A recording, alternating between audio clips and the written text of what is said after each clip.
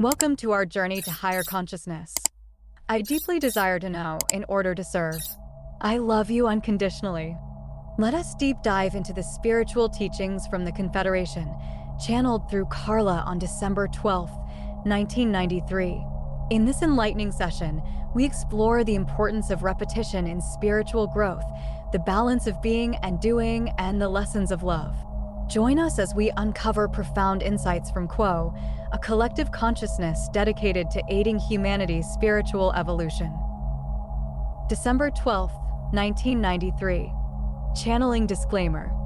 This telepathic channeling has been taken from transcriptions of the weekly study and meditation meetings of the Rock Creek Research and Development Laboratories and L/L Research. It is offered in the hope that it may be useful to you. As the Confederation entities always make a point of saying, please use your discrimination and judgment in assessing this material. If something rings true to you, fine. If something does not resonate, please leave it behind, for neither we nor those of the Confederation would wish to be a stumbling block for any. Group question.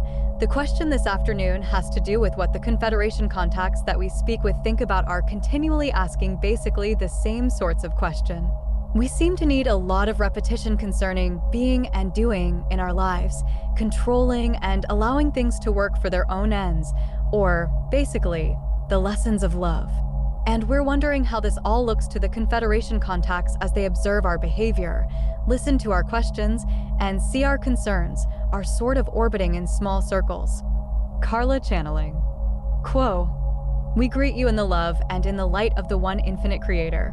We are those of the principle known to you as Quo, and the love and light of the one with which we greet you is our way of expressing all that there is, so that in this greeting we have offered to you all that we have to offer in service.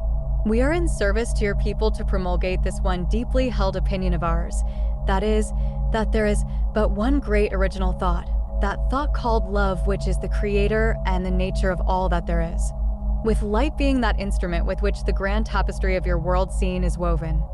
We come to answer your query concerning repetition. We were unaware that we ever do any other thing but iterate and reiterate the one simple truth, that all that there is one thing, that thing being a mystery which recedes before us as we move in that which we hope is a positive evolutionary way. Therefore, we have a very favorable opinion of that which you conceive of as your repetitive queries. The admonition, "Be ye perfect as your Father is perfect," is attributed to the teacher known to you as Jesus. We, too, encourage the attempt to be perfect, that is, be perfectly loving just as the infinite creator is infinitely loving and purely loving. Yet, this instrument himself was a broken and imperfect entity within the veil of third density incarnation. However, this teacher encouraged this drive towards perfection again and again. However, this teacher, in the ministry which expressed without words the nature of this entity's love, chose again and again to bestow that love, charity, and wisdom upon those which any civilized culture would call imperfect, the tax collector, the prostitute, the halt and lame, and those possessed, a veritable rogues gallery of failed and sinful entities. These profoundly imperfect entities were those to whom the one known as Jesus expended the most care, going after that one in the 100 which is lost, forgiving all for faith. To one who had faith, this entity was able to effect healing. Was any who was healed described as perfect or deserving? Not at all. We, too, encourage you to strive at your very highest level of effort to fight the good fight, as this instrument would say, gazing upon the present moment and the future as the ever-unfolding opportunity to become perfect. Yet, in this endeavor, we predict that the odds are great that you shall not perceive yourselves as being anywhere near to perfection. This instrument earlier stated that she was in despair because she looked at the actions and thoughts of several different present moments, asking the self, is this the way you live in the Creator's presence? May we point out that this entity was, in each instance, thinking of the Creator, with the relationship of the self to Creator inevitably and intrinsically characterized within the heart of self, so that there was no chance for the entity to be away from the Creator's presence. In each and every self-perceived imperfection of thought and action, each of you, as you criticize yourselves, gaze at who is criticizing and who is criticized. These are both the self. The dialogue with self would not be possible were not the self composed of voices which include that voice which calls to remembrance. When the seeker begins the conscious portion of its incarnational work in consciousness, all is unknown. The desire to learn is great, and the first lessons are transformational, as the conscious mind begins to deal with our opinions of how, within incarnation, entities might speed up the rate of their spiritual evolution. They are able to make large changes quickly. The meditation is placed in a kind of routine, and the entity begins experiencing fairly rapidly the results of that daily meditation.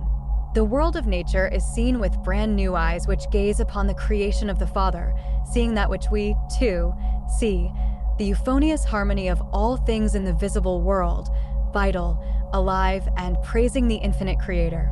The rhythms of life are seen in an entirely different way as the processes of meditation and contemplation go forward, and it begins to be a world in which there are things which the seeker can see to do in the way of their service towards the Creator and others.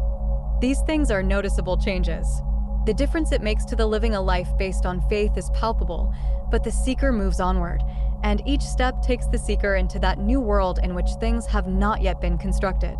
Soon the changes within, meeting and reacting with the environment, begin to cause that which one might experience as a dying away of some of the self, the turning towards a different or transformed view of how the spiritual journey shall be run. And more as this process continues, the seeker finds itself torn loose from all that previously maintained equilibrium. The path moves onward, yet the self is transforming and is not any longer a set character. The seeker begins to wish to have some kind of structure within which to seek, yet that structure is constantly being torn down to some extent by the progression of the spiritual evolution which was desired. Thusly, as this desire for spiritual evolution is progressively satisfied, just so it becomes that which is not familiar. And in the middle of this seemingly effortless meditational practice, one finds the self becoming very full of effort, attempting to digest and inwardly mark all that is taking place in a balanced and truthful way. The self becomes less known, for much is in motion. And as the question itself implies, the odds are good that quite often within the stretch of years of a seeker's conscious spiritual walk, the self will be, again and again, rather frequently out of balance, or shall we rather say, perceiving the self as out of balance, and there is the wishing and hoping for more balance, for more skill in expressing the life in love and in service. Perhaps our greatest message to you in this regard is, keep walking. Do not be disappointed in the self because there seems to be the repetition of message. This simply indicates where in a particular group or circle, the rubber, as this instrument would say, is hitting the road. Shall you wish for a pure heart? Then, inevitably, shall you notice each and every impurity which you perceive in the self. Do you wish to be always the one who offers love? Just as strong as this desire is, so is the strength of your ability to notice unloving acts. And if your desire is to balance being and doing, then you shall surely notice, again and again, that you wish to be given more tools and resources to aid you in combating and working with the self as it is perceived by the self to be acting out of balance. So those things which concern or worry, like this repetition, are not in our opinion negative, but rather merely indicative of where the energy is within each of you in the circle. Please consider how long this spiritual journey is, and how infinitely fine the distinctions and the enlightenments become as the spirit progresses through the densities to gaze at the long view.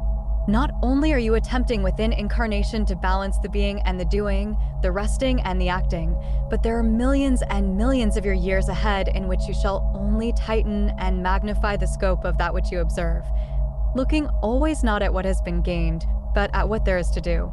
These lessons, shall we call them, go on forever until time itself becomes meaningless and spiritual gravity takes over.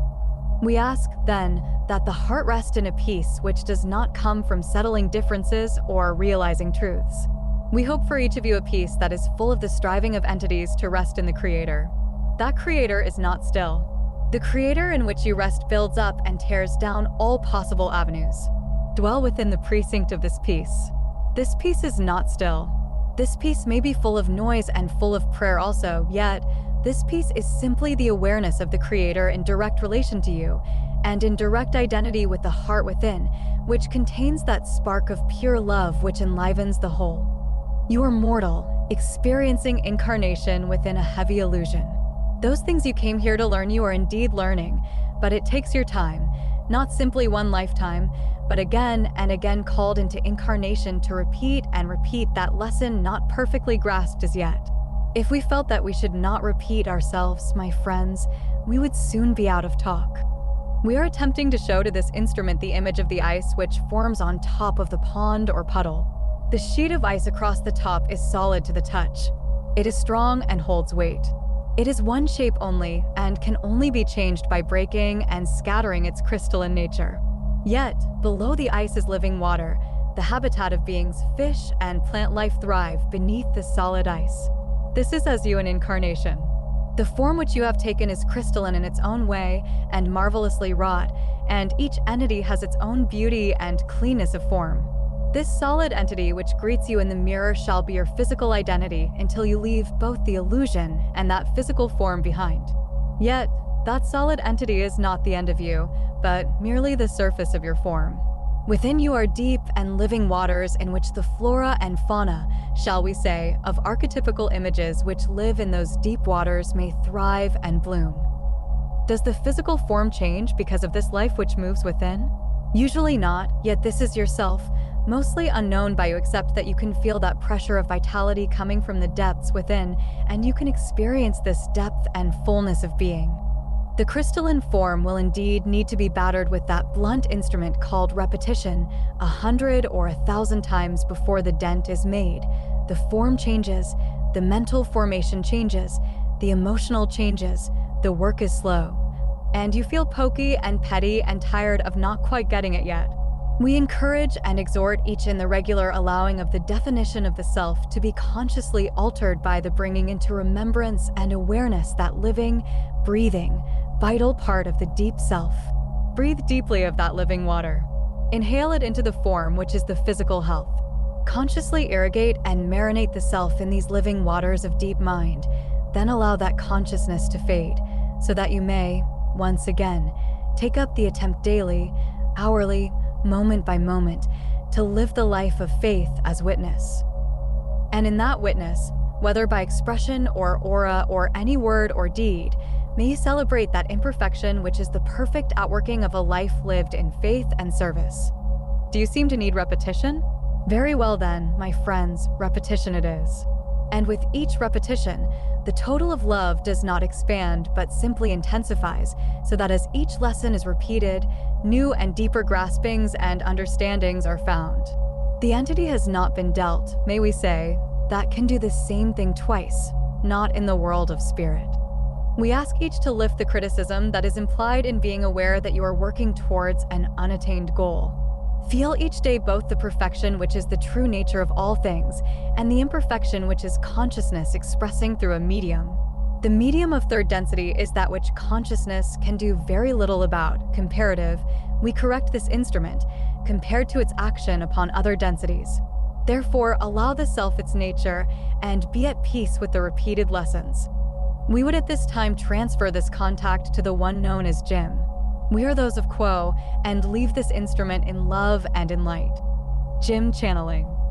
I am Quo, and greet each again in love and in light through this instrument. At this time, may we ask if there might be any further queries for our consideration? Carla, I didn't understand what they meant when they were talking about the deep mind. The images. It was just unclear to me about the deep mind and the living, almost like beings in that deep mind, which are living. Somehow there was the suggestion that they're not precisely us. They're living like fish in the water of us in the deep mind. And I couldn't make anything out of that, so I didn't express it. And I wonder if you could try again through Jim, because I was interested in that image, but I couldn't express it well enough to use it. Quo. I am Quo, and am aware of your query, my sister. And we would agree that this concept is one which is difficult to comprehend within your normal reference points of existence, for there is little of the deeper mind that your peoples choose to investigate beyond the individual subconscious. However, if an entity is successful in traveling to the roots of the mind beyond that can be called the personal subconscious, there is the racial consciousness of its own kind, shall we say. And here there are experiences that have been gathered by those of the same racial heritage that affect the individual entities of that grouping. Side 1 of tape ends. Jim channeling. I am Quo and am again with this instrument. We shall continue. Beyond the racial mind, there is the planetary mind that is different than the racial mind on this particular planetary influence. For, as you are aware, many there are upon your planet that have had their beginnings elsewhere upon other planetary influences, so that there are various racial minds which compose your planetary mind. It is possible for a third density planet to evolve with only its original second density population progressing to the third, so that the racial and planetary minds are more alike if not identical. Moving further into the roots of the tree of mind, we come to that portion which is called the archetypical mind.